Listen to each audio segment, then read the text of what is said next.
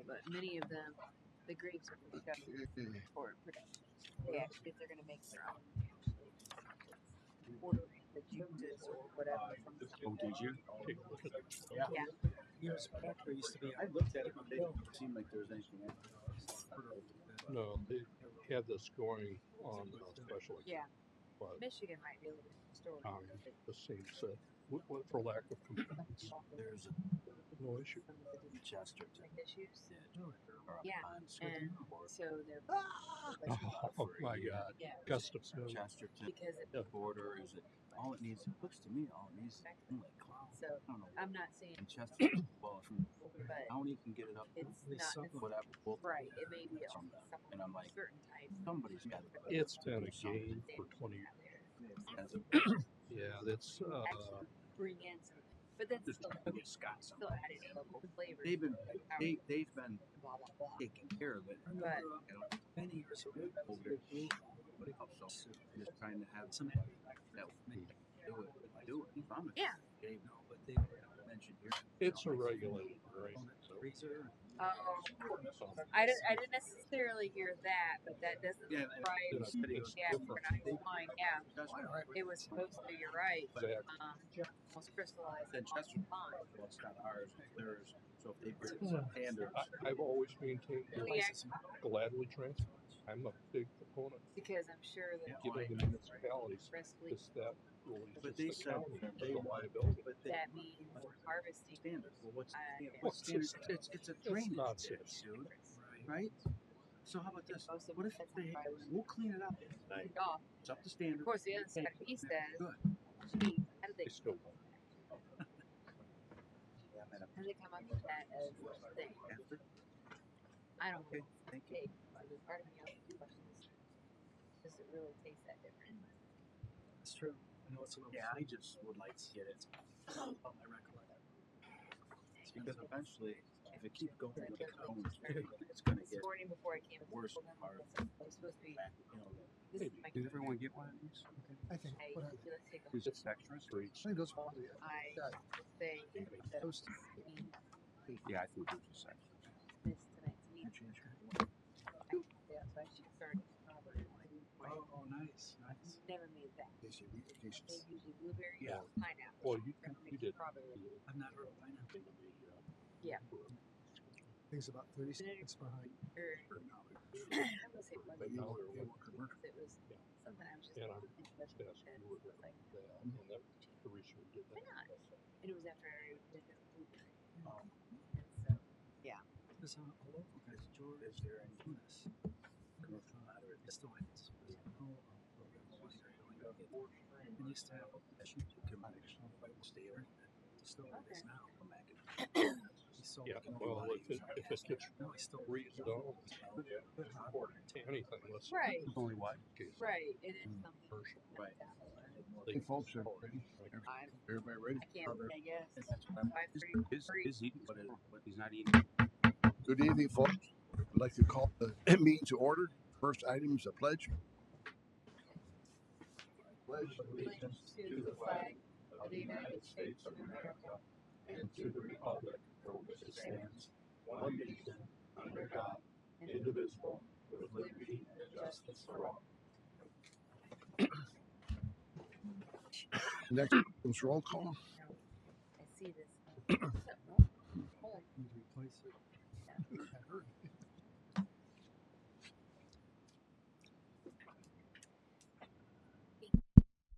Really? Kevin Brightsky, Here, Bob Gilliana, Craig Kenworthy, Here. Arvid Merkner, Here. Pamela Mishler, Ed Morales, Here. Red Stone, Here. Nikki Witkowski, Here. Rick, Here. also in attendance, Mike Jabo, Susan Hale, and Scott McClure. You have a form. Okay, thank you. Next item, approval of minutes for December 10th, 2025. Do we have a motion? I'll make a motion to approve subject to adding Dave Uran's name. He's referred to as Dave throughout the minutes. It should be full name, Dave Uran. I'll second that motion. Okay, so we have a motion and a second. All those in favor say aye. Aye. Aye. Those opposed say no. Okay, it's approved. Any correspondence at this time? Seconded the motion, I'm sorry. Red second.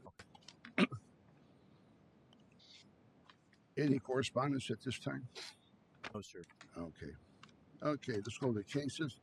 All new business cases. The first case is DW-2026-4. Applicant is Ron O'Connor, Timmons Land Surveying Incorporated.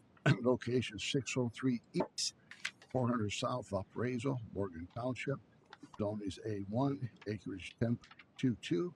Request seeking design waivers for a proposed one lot major subdivision in Warwick major subdivision. The first request of waiver is 6.03 conventional subdivision standards and effect on development standards, minimum perimeter landscaping. Next is 6.03 conventional subdivision standards and effect on development standards, minimum block length, maximum block length, minimum cul-de-sac length, maximum cul-de-sac length, sidewalks, perimeter, paths. 6.03 conventional subdivision standards and effect on development standards, minimum ROW on local roads, maximum design speed, minimum street width, on-street parking, minimum tree plot width, minimum sidewalk width. Next is 7.05 AC-01 excess road standards, residential frontage roads.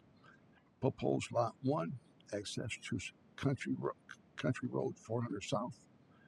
Next is 7.16 LT-01B 1, lot establishment standard residential, no interior street frontage. Next is 7.20 OP-01 open space standards general.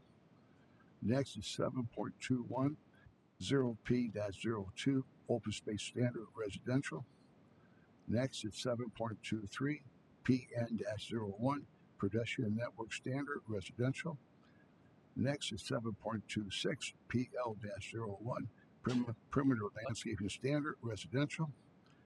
Next is 7.28 SM-01 stormwater standards to use stormwater requirements from Apex 111-2B minor subdivision instead of Apex 111-2A major subdivision.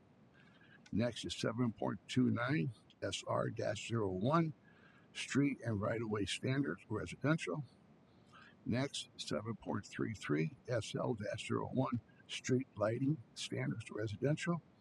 And lastly is 7.36 SS01 street sign standards general.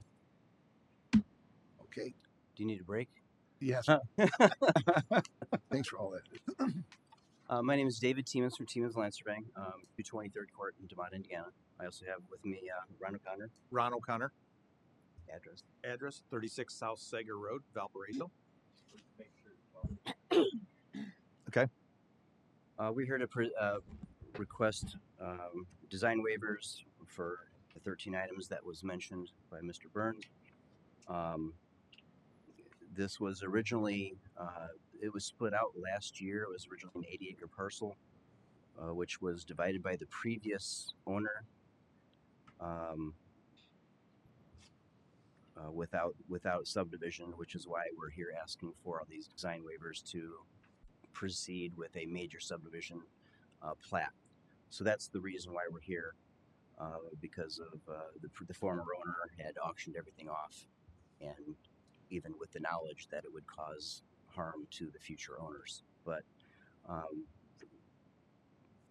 there's 65 acres that's going to be continue to be farmed, at least for the foreseeable future.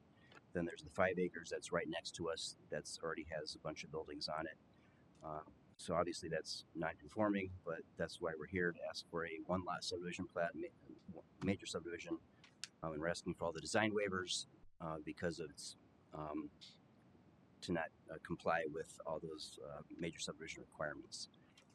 It is, like you mentioned, 10.22 acres, right on 400 South, just west of County Road 650 East.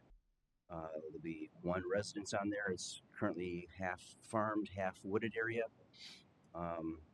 So there'll be a small conversion of some of the farm area to a residential with a driveway. Obviously, if approved here tonight, we'll be going through the subdivision process with plat as well as stormwater to review all these items.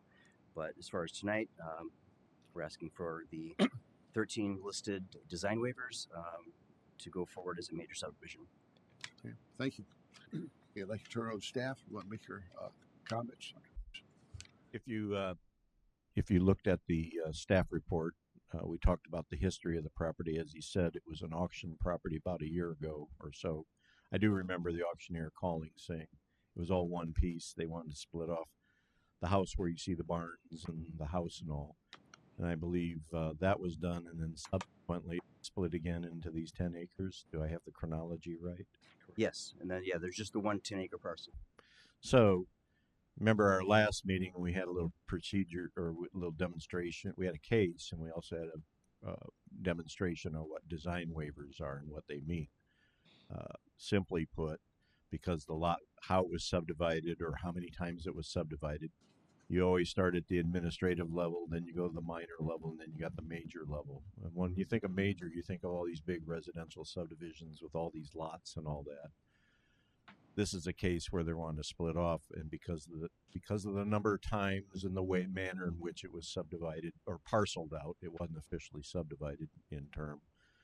It bumps them up to a major subdivision. That's the way our rules read.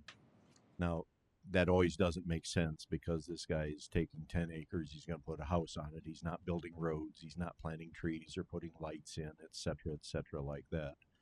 So we're very simply put, they have to be a major subdivision because of the rules, but they're asking for waivers to back down again to a practical.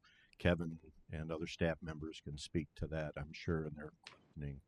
But in simply put, that's what they're for tonight. So the choice is yours. Thank you. A public hearing. Do anybody want to speak in favor of this case? Seeing none, anybody want to speak against or any question? I know there's probably not going to be many. Conduct of a public hearing before the commission. The petitioner and proponent shall first present the facts and arguments in support of the case. Those who oppose the petitioner shall follow. The petitioner shall have rebuttal. It shall be within the discretion of the commission to impose any time limitation, either the petitioner or the respondent, and to limit public comment to those determined by state statute to be interested parties. Written remonstrances shall be accepted by the commission but need not be read into the commission record. This then concludes the public hearing. To maintain orderly procedure, each side shall proceed without interruption by the other. In presentation of a case, the burden shall be upon the petitioner to supply all information necessary for a clear understanding of the problem. The commission may continue the hearing when, in its judgment, the petitioner has not provided sufficient evidence on which to make a determination. Every person appearing before the commission shall abide by the order and direction of the president. Discourteous, disorderly, or contemptuous conduct shall be regarded as a breach of the privileges of the commission and shall be dealt with as the commission directs. Thank you, sir. Okay, public hearing. Anybody speak in favor? Seeing none, anybody want to speak against or have any questions? Seeing none, public hearing's closed. I'd like to turn it over to the board. Kevin? I don't see any problem with this. Mike was referring to, we needed a vehicle to deal with some of the explosive growth that was coming about. So we had an administrative subdivision, a minor subdivision, and several other types of building rights in order to get a buildable site. In this case, this is their last recourse, is to do a one-lot major subdivision. As absurd as it sounds, it's practical so we don't have uncontrolled growth out in the county. And in this case, these design waivers all seem appropriate to pass today for the nature of what we're dealing with. Thank you. No issue with it. Okay, Red? Absolutely. No issue at all. No. Art? I do have one question. Go ahead. Do you own the whole No, No, It's a- I didn't think so. just 10 acres. Just the 10 acres. Okay. Yep. I thought. Seems reasonable. No questions. You're good? Great. No questions. Commissioner, No questions. do we have a motion? Motion to approve design waiver DW 2026-4. Second. Okay, we have a motion second. It's ballot vote.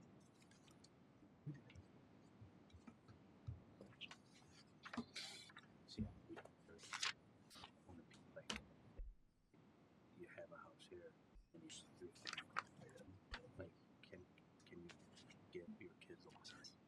Okay. I need to sign. Thank you. Please, do it. Speak.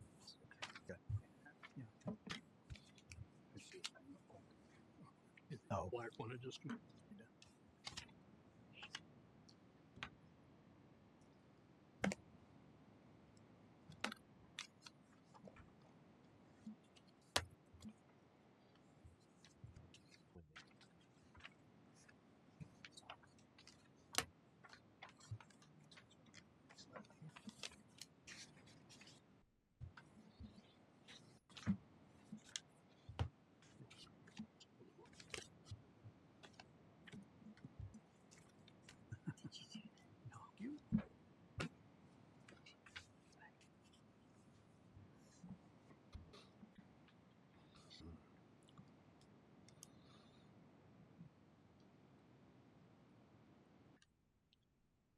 Beautiful. Beautiful. You know, with the trees and everything. I always wondered why they cut that road like that. Can't go wrong in that park.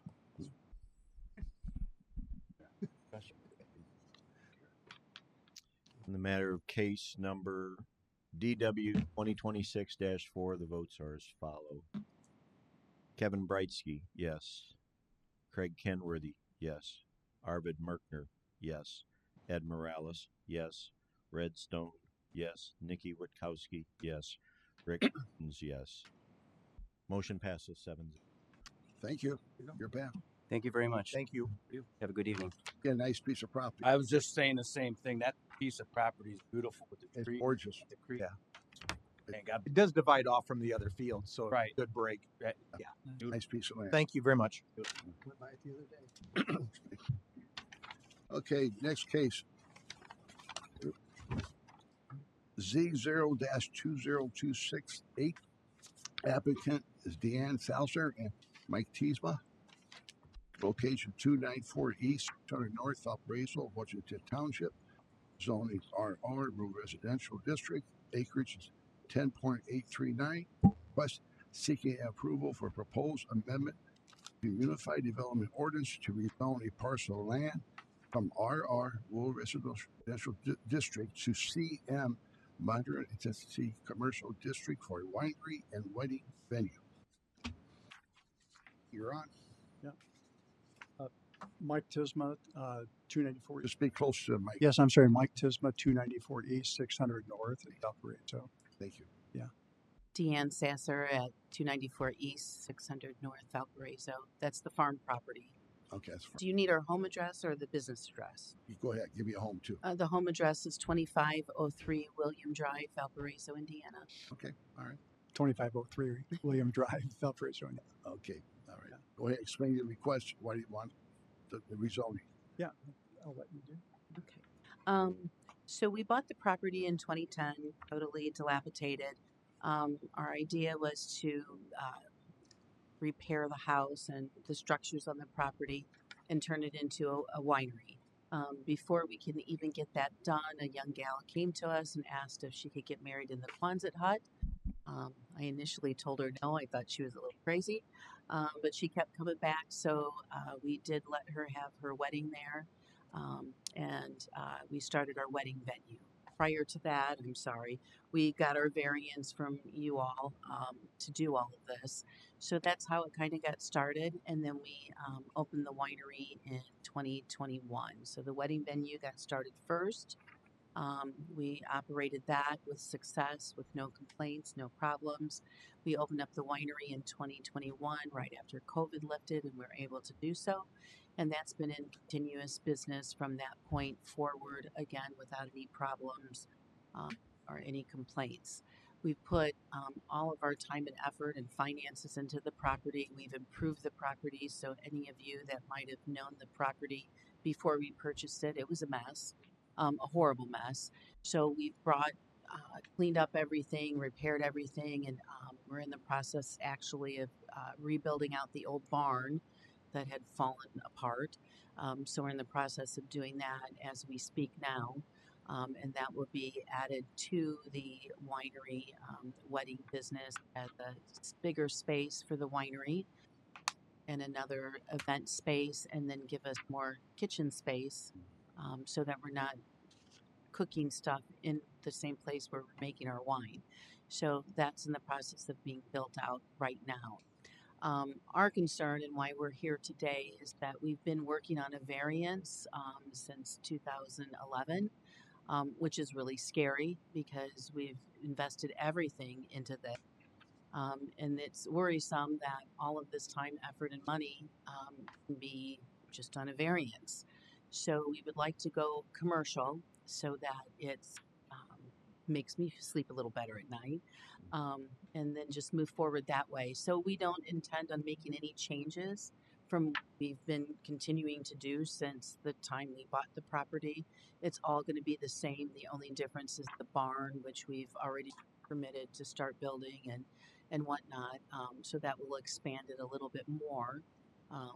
But it will continue in the same fashion that we've been doing business since we've started. Okay. All right. You want to explain this handout or self? So that's a handout. Yeah. So just to you all an idea of what the property looks like. I tried to get some old photos, but they were so bad, I didn't even want to include them. So essentially, it's just letting you know that there's essentially 6 structures on the property. All of them were original to the property except the addition that we added on to the Quonset hut for bathroom and a bridal suite that needed to be done for, use of bathrooms and whatnot. Otherwise, all of the structures that are on the property have been there since we bought the property. We've just repaired them and fixed them up. Um, the winery itself, as you can see, we've um, built the deck that was crumbling and falling apart. So we built on the deck. The house, which is an 1870s homestead house, been there forever, has been repurposed and repaired to house the current winery and tasting room. The old farmers market that used to sell like corn and Christmas trees and things like that has been repurposed into an outdoor bar.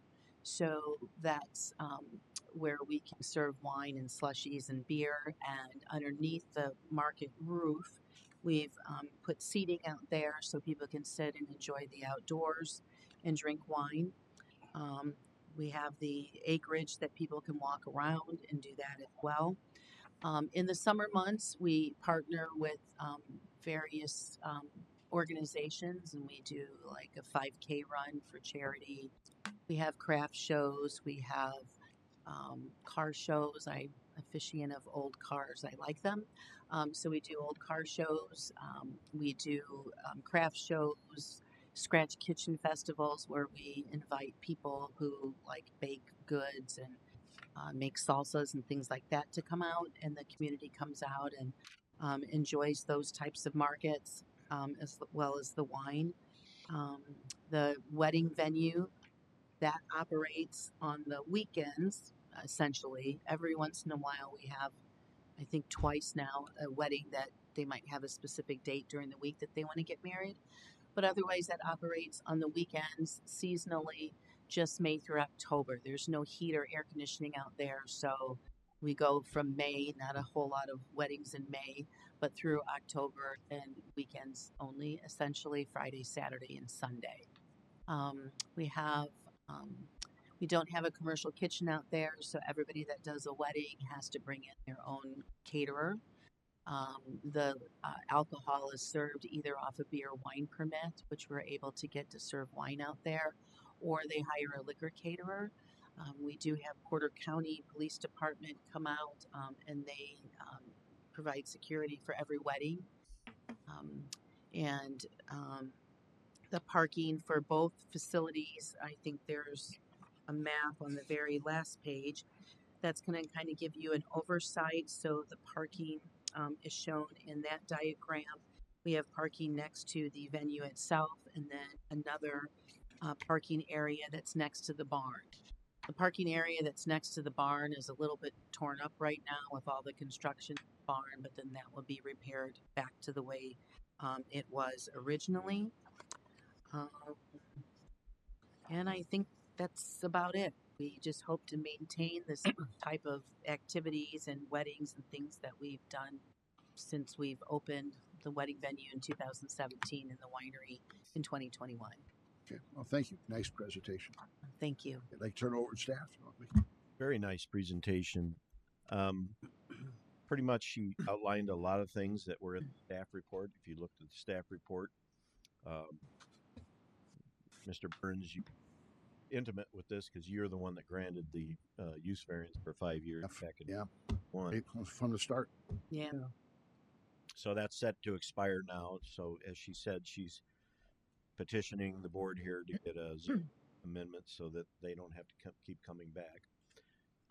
We're here to report that we have no record of any complaints of any kind from neighbors or other people in the 5 years that they've been out there.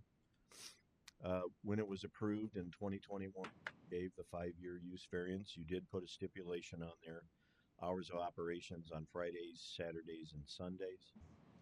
Maybe a proper question to them is, what are the hours of operation? Do they have other days of the week and all?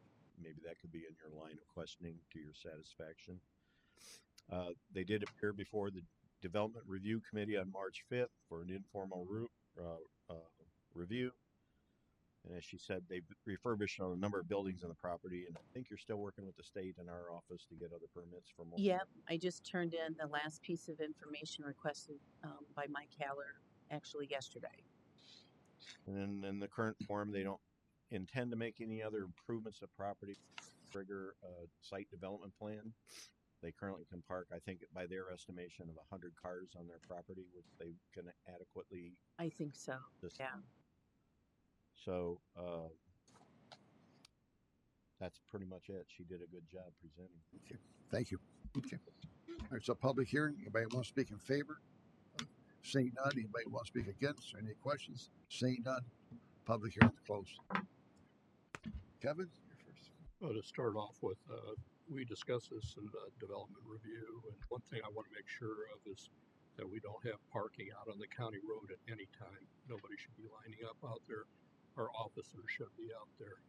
Although it sounds like you already have a couple out there because you'll be required for certain size crowds to have police presence. And to make it clear, that's you hire the officers as kind of a side job for them. The bottom line is, I think we really need written commitments with this, and there's a lot of permitted uses with commercial properties.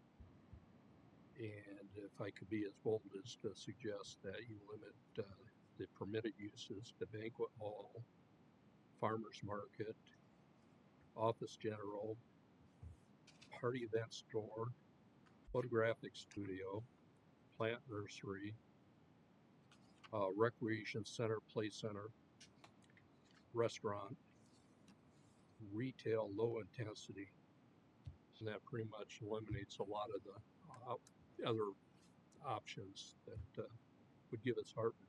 By the way, winery's not listed as a permitted use, but you don't really have a vineyard here. Oh, we do. We do. You do have a vineyard? We do.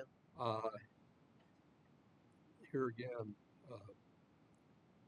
we have agricultural uses, and I think all the agricultural uses are acceptable. The only one I would have the board look at would be the property ethics. Oh, I want exactly. to understand the use in that particular agriculture. We have, from other agricultural use. we have 10 chickens and 2 barn cats. Well, we could just eliminate the exotic animals. Yeah. We could raising farm animals. No tigers. Yeah, no tigers. And I suspect by exotic they mean more like tigers and lions. And bears. Yeah. Yeah. It's not feathers of old. That's it. That's it, Kevin. Yeah, that's my suggestion. And also have written commitments about hours of operation, the noise The Norse, yeah. connected with that, and that please limit to 100 cars. You only have so much space out. Red, I agree with Kevin on everything he listed. you covered it pretty well. Yep. Same here. You're good? Good. Greg, you think? Just we're eliminating a lot of these. Yeah. Did we say we'd keep coffee shop? I mean, I don't know how much we want to pigeonhole. No, I think, sorry, No, say nothing. what were you saying, Kevin? I mean, I just want to make sure I'm hearing it. Yeah, I don't see that as a place for a coffee shop personally. Well, I'm just, And it's not likely. I didn't know if that was something. There's Coffee bar they'd have. I don't know where it goes if you go coffee shop if they have a coffee bar. That's what you're having a wedding and somebody wants to have coffee. well, they can't. They can't. They can't. Well, I don't know. I don't know. We're limited. I don't want to keep these guys from having a viable business by eliminating something would need. They can come back to us. The concern is if they ever sell the property. Okay, it's zoned. Yeah. Okay, and we want to make sure what goes in there in the future too. That's the issue Okay. too. So, Okay, I just And I think when I look through the Yeah. allowed uses in the zoning district, what Kevin is attempting to do is go through, leave the base zoning of Yeah. CM with Yeah. the most palatable uses that in CM would be the least amount of traffic, I would say. Yeah. So he's attempted to leave the core of CM within the zoning so that the property isn't too pigeonholed. It can only be one thing for time memorial. But I think he's attempted to pull out things that would have been potentially more problematic in this particular area that's in CM. okay. that's it. I'm fine. Commissioner, I'm fine with the recommendations. you're fine. Okay. Okay. They have really good sweet. Hey, Mike, so I could clarify the commitments we had in the past. It was the hours and parking, right? As a condition of the use variance, any music turned off at Yeah. 11 on Fridays, Saturdays, 10 p.m. on Sundays. Yeah. Okay. And we abide by that. Okay. How about parking? Well, wait. I thought we- that I'm sorry. one thing that was missing in the time. What about the other days of the week? Are you only open on those 3 days? So the wedding venue primarily is a weekend thing. The winery is year round. We're open Wednesday through Sunday from 11 till 6. Sometimes we do stay open a little later, like we might have like a wine and canvas, like where the ladies come and paint, drink wine. That might be like 6:30 to 9:30. Sometimes we might have somebody rent it out for a birthday party, but that's only 6:30 to 9:30. But I think specifically the use variance you got before, just strictly meant noise. You can be open longer than that. No. My No. question is, If there is a wedding, I'm sorry. the only question I said is, if you're comfortable with what you proved before, that was just Friday, Saturday, Sunday. Yeah. Maybe make a general statement on the other days. That time limit Yeah. would be, that would make that statement complete. If there happened to be a wedding on a Thursday, Sure. which we had, we abide Not saying you 10 can't o'clock have a rule. wedding, it's just Yeah. loud noise. Yeah, Yeah. 10 Associated. o'clock rule. 10 o'clock rule, Monday through Yeah. Thursday. Yeah. I would say 10 o'clock. 11 on Friday, Saturday. Yes. Yeah. Now, what I recall, I thought there was a parking issue from when we first started. You extended the gravel area for. Yes, So, on that final, 100 cars, are we still locked into that amount? I'm just going with what they presented at the DR. yeah, Yeah. What- approximately 100, yeah. It's approximately 100. Okay. The gentleman that put it in thought there could be 150, but the way people park out there, Well, what have it's pretty- been have you been experiencing? You know, I We've had no honestly haven't parking issues. counted, yeah, but Yeah, we haven't experienced and any we parking. haven't had anybody not be able to park out there, or like run out of parking. So it's probably the way the parking guy made it, it's probably made for close to 150, but the way people park out there, they just kind of pull in. They don't park in their As you, spot. It's probably only 100. we were out parking on the county roads. Yeah, Yeah, we haven't had no. any. No, nobody's ever had the need to have to do that. So are we safe to say 150 or? Or how about we say the other way? The commitment of the rezone is there's no parking on the county road ever. Yes. Right. Perfect. Yeah. Totally. We do that way. That sounds, Yeah. that sounds good. Yeah. Okay. Yeah. All right. Do we have a motion to recommend? I'll make a motion to recommend, as stated, to the county commissioners for ZO 2026-8. And I will second that And that's with all the commitments we talked about? with all the commitments. Now, before you make the motion, I do want to run down, I got the list in front of me. If we can, one more time, so we can mark our sheet, what uses are you prohibiting? Prohibited or accepted? Allowable. All right, what's allowable then? Do you want, Yes. okay, all agricultural uses except for raising exotic animals.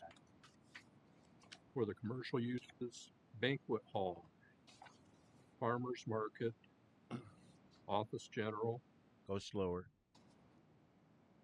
party events, All is okay. Yes. Continue. party/event store, Okay. photographic studio, How about plant nursery if they, plant nursery's next, okay. recreation center, play center, restaurant, retail low intensity. Does that seem reasonable? It's reasonable to me. How about studio arts? We could do studio arts. I didn't see that. Yes. And then go back, you said office general, party event store, photographic studio? Was that? Mhm. there? Yeah. Very good. Yep. So it's with those conditions, no parking on the road. And Sunday through Thursday, no loud noises after 10 p.m. Friday and Saturday, no noises after 11 p.m. Is that correct? Mike, when we say no noise, you say no music, no bands after 10 o'clock? I think the intention was Okay, so we understand. creates. I think you should No music. Okay, general on that. so there's understanding. Okay. Okay. So we have a motion and a second. Valid vote.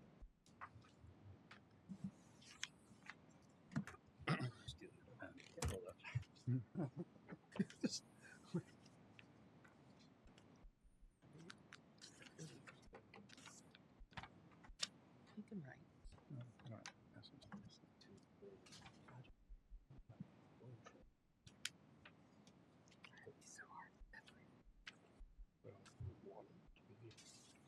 Right, absolutely. I agree. 100%. I think it's a very dirty easement. That's blank one. No. Blank. That's blank.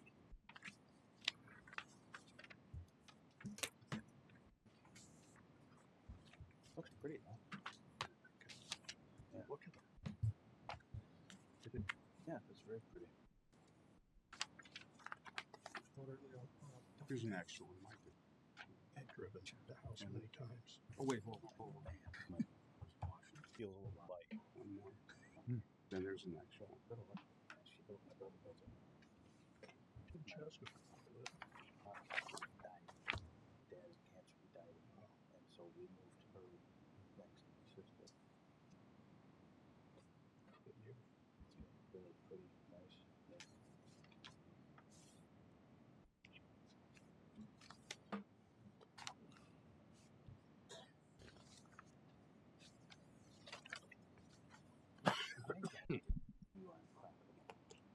Matter of case number ZO 2026-8.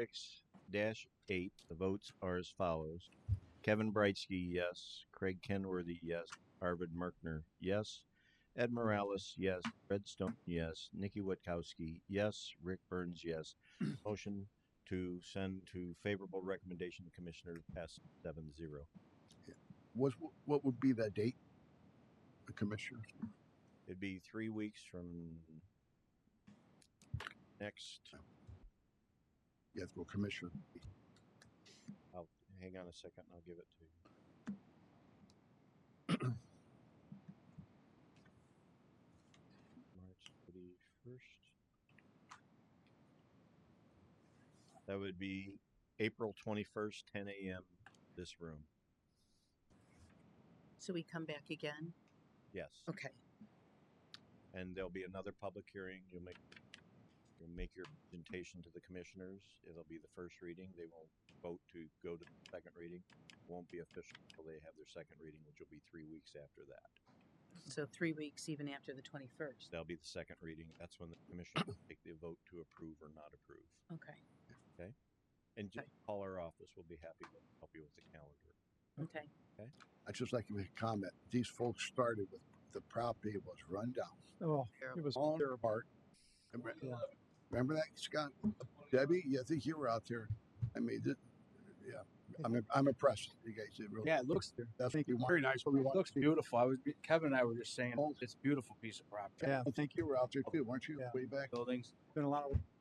Yeah. Well, I tell you, I actually- when I first walked out there, Dana, I had I might have attended a wedding. Oh, you did. congratulations. Okay. Really. You could not believe the stuff we found out there. We don't even want to talk about the stuff. Yeah. Really nice job. Yeah. Thank you very much. Very nice. Okay. Next on agenda is staff reports. Okay. Mike, whenever you're ready. You guys. Thank you. What's that?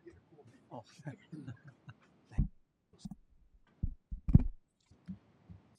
So, update on the comprehensive plan. Can't remember if we had, we did have a public open house. I think I reported that at your last meeting. We will be having a steering committee meeting on April 14th at the Expo Center between 5 and 7 p.m. So those of you people here on this panel that are on the steering committee, as always, the Plan Commission members are welcome to attend the steering meeting. You're welcome. April 14th. A lot of you don't know this, the commissioners don't, and the RDC doesn't, but I'm scheduling on April 13th, the day before, a joint meeting of the Plan Commission, the RDC, and the commissioners. This will be a meeting where our consultant and planning staff will make a presentation where we are in this, and we want your feedback from elected or appointed officials position. We feel that the commissioners are important because they hear a lot of cases that get up their way that they got to vote in the form of ordinance. I think the RDC is be there. Number one, they paid for it, but number two, some of the decisions they make in economic development, this is important for them to understand the comprehensive plan and gives them some guidance on what they can do. And then, of course, it's very important for the Plan Commission to be there. This is a guiding document that not only guides you, helps guide you in your decisions from a high level, it also puts focus on the Unified Development Ordinance. So your input is very important in this process. So we would like to see all three of the bodies, as many members as they can. We'll meet in here. I think we can set it up so you can all sit on the wing tables and the dais. I think we can get you all in here. And the consultant will be here hour and a half, 2 hours if need be. You're free to leave early if you have other commitments. What time on April 13th? On the 5 p.m. 5 or 5:30? 5 p.m. Right. So, important stage was they go in, and then in May, they will be giving us draft 1.0 for us to review. It'll be a very rough shape form of the document for staff to review. And then there'll be other iterations, 1.1, 1.2, whatever it takes. We will then be also presenting again to each of the bodies individually the document that's there. It'll have to go to the commissioner. I think it should come to the Plan Commission for adoption. Send it up a recommendation to the commissioners. and then the commissioners will have to approve it in the form of an ordinance. So a lot of action probably gonna go on the next 3 or 4 this year as far as the comp plan. Are there any questions on the comp plan specifically? Okay. Plan Commission Subcommittee update. We are having a meeting next Tuesday. That will be held downstairs in the conference room for some of you that are part of that effort. We had our meeting in January, early January, kind of kicked things off. Susan, I, and other staff members gave them kind of a quick rundown what the UDO looks like and the importance of it. Now we're going to get down to some brass tacks, some cases. I'm finishing up the agenda. We've got 3 cases we want to take a look at. We're not going to solve them all maybe in one night and all, but we're going to give you the synopsis of the case so you can take a look at it. Again, any of you are welcome if you want to attend to observe. If you're not on the committee already, I know there's a fair amount of you that are appointed to the subcommittee, but that'll be going on next Tuesday. Summary of signed legislative bills. Some of you, we talked about this before, House bill. Now it's House Enrolled Act 1001. By and large, they've given us 2 years to figure out how we're going to solve, or what's another word to use it, accommodate attainable housing. And the way I see it is, about the way you can do that may have to be a combination of different things if that's what the county's so inclined to. That may include zoning changes or putting zoning in certain areas to encourage certain kinds of housing development to occur in certain areas. It can include and or things in the UDO to make it more clear that these types of things. So I've been meeting with developers, contractors, and one attorney so far. I hope to talk others that are in this business. And they say to get the housing, you got to get a little more densification. Now, out in the country, that makes no sense because you don't have utilities, right? That's a deal breaker. Near around the perimeters of the cities and towns, they have the possibility. Doesn't mean the city or town has to give them utility, water, and sewer, but the possibility is great. What they're talking about, less width in the lots, with maybe getting houses down to 1,500, 1,800 square feet instead of 2,500 square feet. It may include things such as townhomes. And the way I see townhomes, they come in 2 different classes. There's the ones that are relatively inexpensive and easy to buy in the scheme of things. And I've seen townhomes that are quite done nicely, and your maintenance is all taken care of. You don't have to paint your house. You don't have to mow your lawn. You don't have to shovel your snow. So they have different scales of and then the big thing down there was things like the multi-units, such as duplexes, patio home, and things like that. Yes, Red? Mike, I got a couple. Oh, wow, it works. Couple questions. So this House Enrolled Act bill that they passed is pretty much, and it was, I think, introduced by a developer downstate to get this passed. How?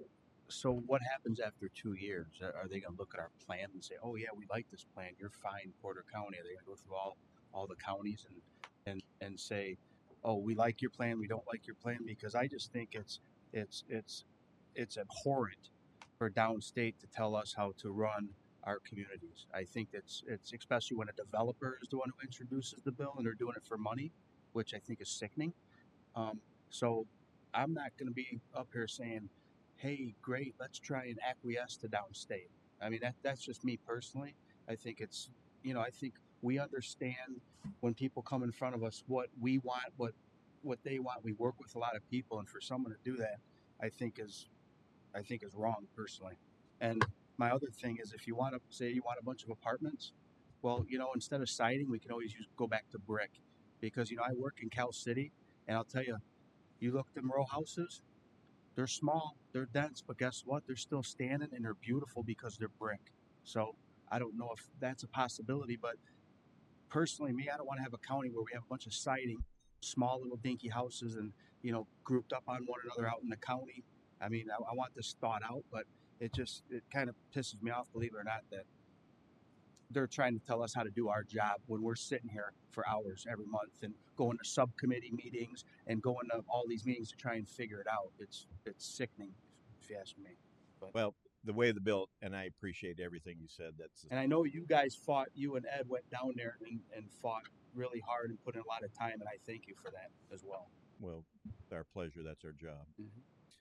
But you know, I agree with all the sentiments you said, Councilman. It sure beat the alternative, the bill Ed and I were dealing with originally. I think the Senate did it right. They basically said, locals, you got the control to figure out your solution yourself. So I'm taking it for what it is. We got this annual reporting. They're going to be using that to kind of monitoring what's going on, and maybe through the annual reporting they find out it's not as big a problem as it is. However, I did hear one fact when I was down there. They said they are short one of the builders association or the realtors, I forget which one that represent Indiana, said they were short 50,000 units a year in the state of Indiana. They're not producing enough of them now. But you know that, I mean, and I'm not going to get on my high horse, but this is a lot macro than us trying to solve it. A city, Valparaiso, Porter County, even the state of Indiana, they can do little tweaks, they can do some things, but this is just on such a macro level to try and say affordable housing. Unless you're going to take out of my pocket and subsidize housing, it's kind of very hard to have affordable housing. And I would say that as part of the discussion, I think you've hit on some of the key points. I think Mike has pointed out that when we get out into the true rural area, this really breaks down logically because of the lack of the infrastructure. But we do have the urban print around our cities and towns that are being developed right now at a higher density because they have utilities. And so maybe now is the time to look at those areas. And to your point, if it is density, then maybe it's in such a product in which long term we're going to be happy with that density. I do think that is all part of the legitimate concern about when you're adding density into our urban area, into our urban fringes. But I think the density is by far the more costly factor than let's say facade material. So if we went down that road, it's worth thinking and going through because we may find out we are happier with this density. We're happier with this type of product because we know what it looks like. We have examples of these out in the wild, so to speak, 20 or 30 years later. We think this can work. This is our Porter County fix. That right. Irrespective of what the state is or isn't doing or thinking. And to me, the affordability part, it's frustrating for me because even in, say, the town of Chesterton, we have a lot of beautiful small homes. The problem is they were bought up by investors. They don't care about them. They don't, you know, they're renting them. And we have like Bailey School, there's a lot of people coming in and out. A lot of transient people coming in, they'll rent for 1 or 2 years, they leave. And that's more of a problem than affordable homes. There's affordable homes on the market if the investor would sell them. But hell, man, I think they're getting $2,500 for like a little teeny house. So, And there's But I think the exercise of reviewing what we have, what our density is currently, are we happy with that? Can it be increased or not? And if it can be, what products would make us feel comfortable long term with that density? I think that's a fair exercise for us to go through so that if, at some point, if this becomes more of an issue down the road, we've already done this part of it, automatically put us in a better position. I just, like I said, when it comes to the rural parts, and this is just me speaking off the cuff here personally, I don't mind the subdivisions. I mean, everybody knows we're going to have subdivisions, but it just seems like everybody wants to pack, in a beautiful area, they want to pack, 500 houses where it really should be 350. And to me, I just don't think I don't look at like in my this is my county. I live here, and if everybody agrees that that's not what we want, we should be able to. This discussion, you're valid. I don't think that's what that discussion is pushed out. That is, to me, it's not the affordable housing discussion. The affordable housing discussions in the urban fringe where you can do density and products that aren't single family homes. We're never going to solve that on single family. Whether there's 50 lots or 65 lots in a subdivision, we're not going to materially affect that cost. Whether or not this lot has 2 single family homes or 10 rear loading condos on it that are individually owned and are brick, that is something in the urban fringe we could potentially look at and see if that's something we would like. Okay. You need to I think, go ahead, Arvid. you need to take a look too as far as what's going on nationwide as well as in the county. I've noticed over the last few years, large investors are ripping through Porter County, whether it's BlackRock, Blackstone, whoever, and buying up all the rental properties. Theoretically, the low-income housing where people could at least have a decent place to live. The other thing that's going on, if you look at the census in the United States, around the year 2030, the number of deaths will start exceeding the number of births. So over a long period of time, the housing crunch will relieve itself to some degree. That could be 20, 50 years road. I'm at the tail end of the baby boomers. So when I pass away, there's going to be a big drop in the population. These are all valid points. It's Mr. not like 2 years to get this done, but that's going to go by fast with all the Sure, things you got to do. absolutely. And My initial observation is the state gave us grace. Thank the Senate. They did. I think they did the right thing by giving the authority and the power or the thinking through this back to the municipalities and the counties. That's the way I see it. And I think there is room. I've been thinking about this before. Are there key places that we can put like an R4 zoning, which is a multifamily type zoning classification? We have the power to be strategic and say that will occur here, here, here, and here.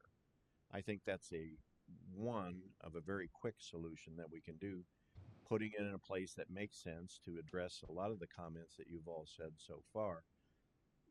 It could be as simple as that, and we've satisfied the requirement, if you follow what I'm saying. So there's going to be a lot of thought about going this, but we also have to recognize a couple things. First of all, they call it affordable housing. I don't like that term. I think it should be more attainable housing. There you go. I agree with that.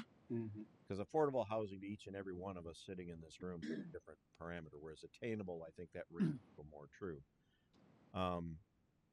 So I think it's a combination of zoning and maybe tweaking in our UDO stuff. And that's why in the comp plan, I gave the consultant this stuff so we can have those discussions with you as elected officials and appointed board members. How do we, they're going to give you 20,000 foot guidance on what you should be doing. We're going to have a blob over here and said, maybe you should think somewhere over here, whether it's housing or whether it's manufacturing or industrial, etc., like that. That's what the comp plan does for you. So if you think about it, it's hitting us at Porter County at the right time. Right time because we're paying for Because we're doing the comp plan, Right. so we can roll it in there to give us guidance going into the future. It's not going to say this lot right here or on this road right here. It's going to say generally over here, here's some tools you can use, et cetera, et cetera. So first, it's attainable housing. Two, we control our own destiny is the way I see it. And I think we can thoughtfully and very efficiently get to that solution to show we did our job. Now, if Porter County is the only one county out of 92 that does it, then we got to go with a lot of the rest of them. But I think we got to keep close to our legislators. They're going to have summer sessions where they're talking about this. We'd like to get invitations to that so we know what's going on. We got a pulse on it. Because if that bill had to pass that was originally presented, we would be having an entirely different discussion. We'd have no say. No say whatsoever. No say whatsoever. Well, see, but this is where I'm curious. bothers the Does it, when they're talking about so much attainable housing, is it a percentage of houses that are being developed? I mean, what's the guidelines of how many, when we start cutting out land for attainable housing, is there so many we have to have? Or I'm just, No, that's part of the they legislation. didn't put it in that way. What they did was a blanket approach that basically any residential, we have 6 residential classes. They said a duplex or an accessory dwelling unit could go on any one of those 6. Yeah, it was. Oh, okay. I didn't know if there It was was more of an attack of if it's residential now, any residential it could be a duplex. Okay. There was something similar for commercially zoned property, like in cities and towns, that became mixed use with a residential component. So it was more of a zoning force than it was a critique of How many? lot size or Right. anything Okay. like that. This was more of a sledgehammer fix to more density. And you know, there's beautiful little duplexes in Chesterton, and so it's not like I'm against duplexes. What I'm against is people building them, renting, keep them as investors. They have a bunch of them. They don't take care of them. If we could if they were condoed off as affordable housing, like you owned the duplex, one half, one half. I have home ownership. I have no problem with. But when you start, having all these investors not take care of their stuff, So that's what I have a problem with. what the cities and towns have done is they have allowed more of these subdivisions to go in with paired patio, Yeah. whatever you want to call it. They have mandatorily only been approving them with a zero lot line. Now, let me explain. I don't mean the outside lot line. I mean the interior common wall lot line. It's required to be there. So they get the variance for the zero lot line because that allows it to be sold separately, separate deed, single family home ownership. And then the ones the cities have been seeing are like 500 to 600 grand for both sides. So then you get down to half of that for one side or the other. Right. And the hope would be is that the economics of the fact that they are separate. So does it technically stop somebody from coming in and plopping down 600,000 for both sides of the paired patio and renting it? No. However, because they're separately deeded like that and can be mortgaged and sold, what the cities have been seeing is that's what has been happening. Right. They're not necessarily being bought by the investor brand new and then rented.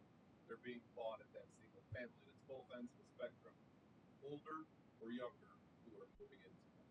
But in case As of as that, they have homeowners association, incorporate property owners associations that take control over all those areas that we've seen grievance on. One of the key points of this that I think we need to address is accessory dwelling unit, where people used to put in mother-in-law houses all the time. We are very restrictive on that, and that's been reintroduced in this legislation. That was really a focus of the legislation. That and taking the ability to do zoning away from the locals, which really set most of us off.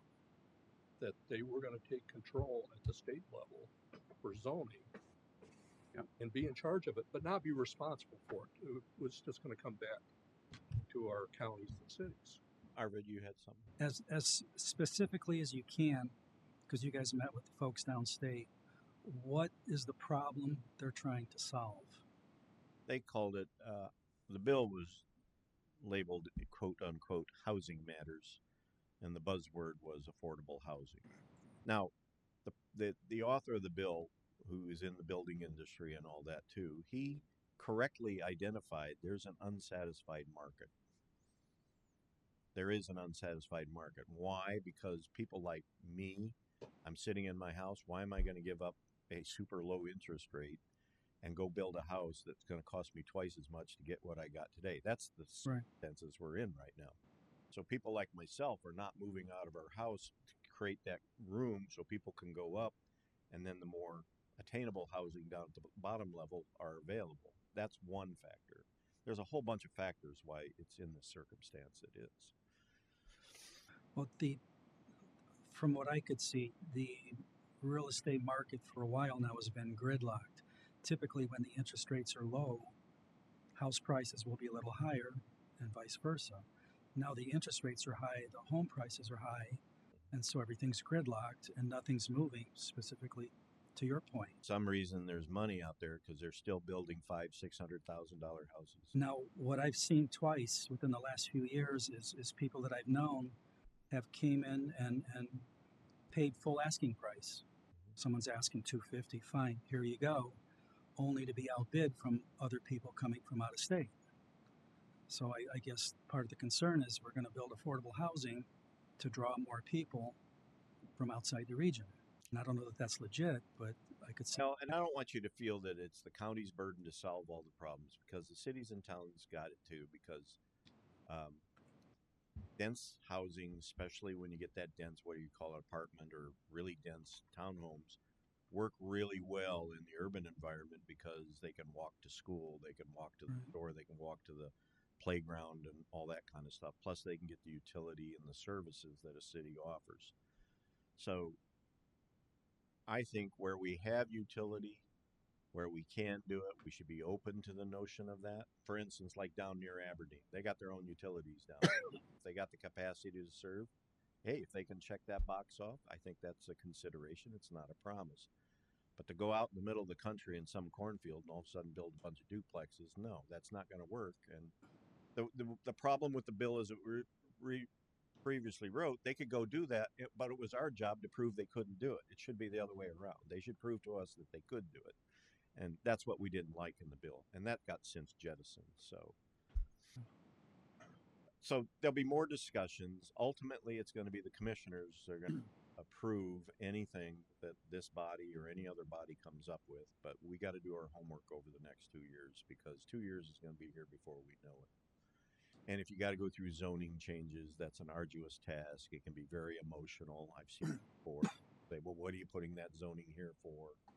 So it's a lot of work going into that stuff. So staff is up to the task. We're going to use the subcommittee, going to help us with that. We're going to use the comp plan to help us too. Last question: are there other communities who are ahead of the curve, so we're not reinventing the wheel? It's hard to say. I know in Porter County, Town of Porter finished their comp plan not just over a year ago. Chesterton will be wrapping theirs up this first quarter. Valpo just started theirs. Portage will be starting theirs, and then there's us. So as far as comp plan goes, whether or not they're going to embrace this notion and put it in their comp plan remains to be seen. There's going to be some here. Let's look at it this way. There's 92 counties in Indiana. Porter County is what, the 10th most populous? It's probably the 10th most popular place to build a home too, if not lower.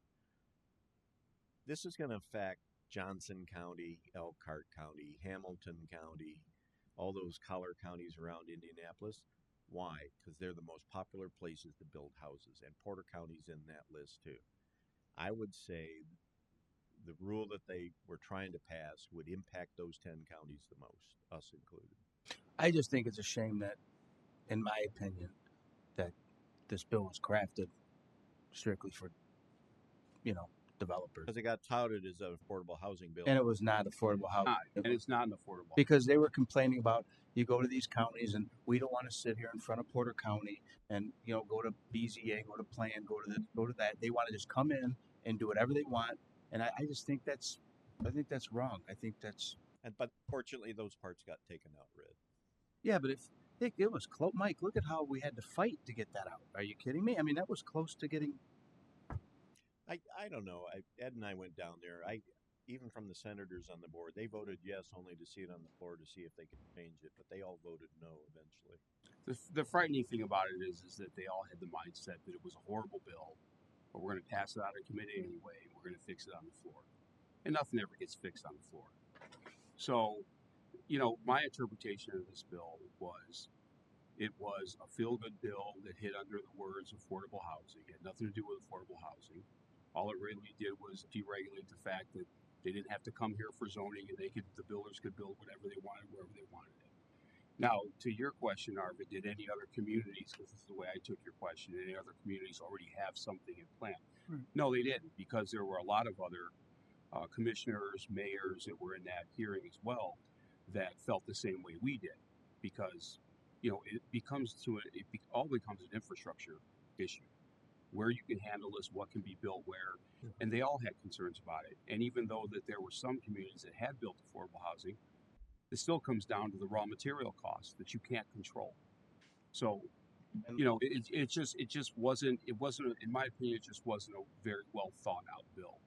And in my opinion, it really had nothing to do with affordable housing.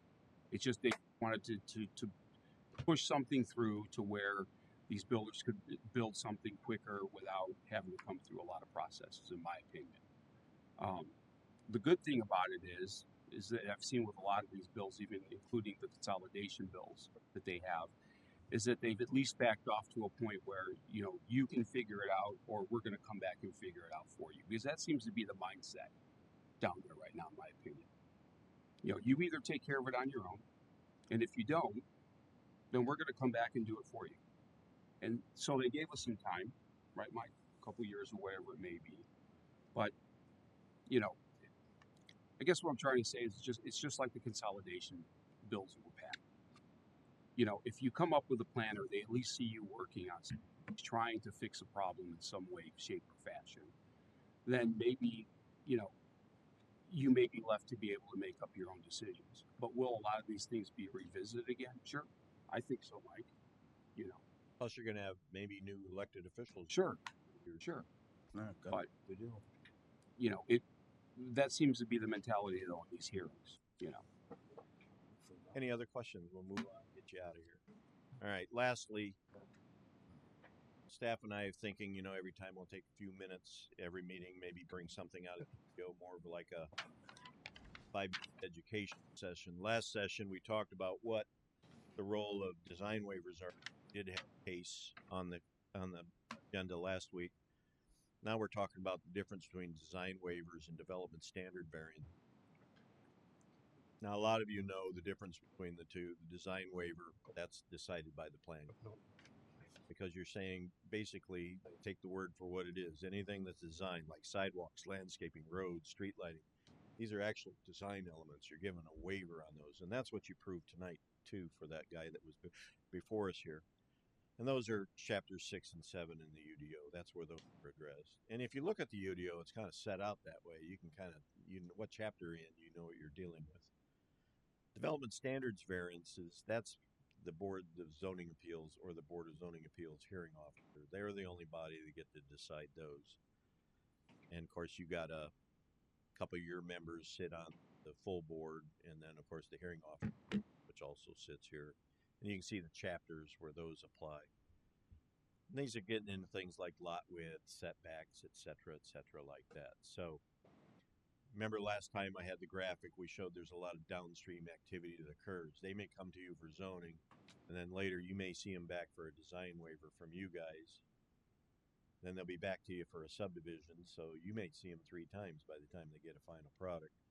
Whereas on the development standards, then they may have to pause before they come to you and go to them and get those variances before you act on something. So it's kind of an orchestrated effect. I just want you to, you know, just put it out there if there's any questions, but we'll talk more about this as we go in the meetings. I don't mean to belabor an entire meeting, but every meeting will bring up a little fact for you to consider. Is there a printout of this? I have copies right here. Thank you.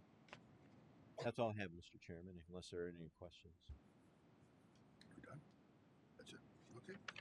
Do we have a motion to adjourn? Motion to adjourn. Second? Second. Okay. All in favor to adjourn? Aye. Those opposed? I think so. Adjourn. Thank you.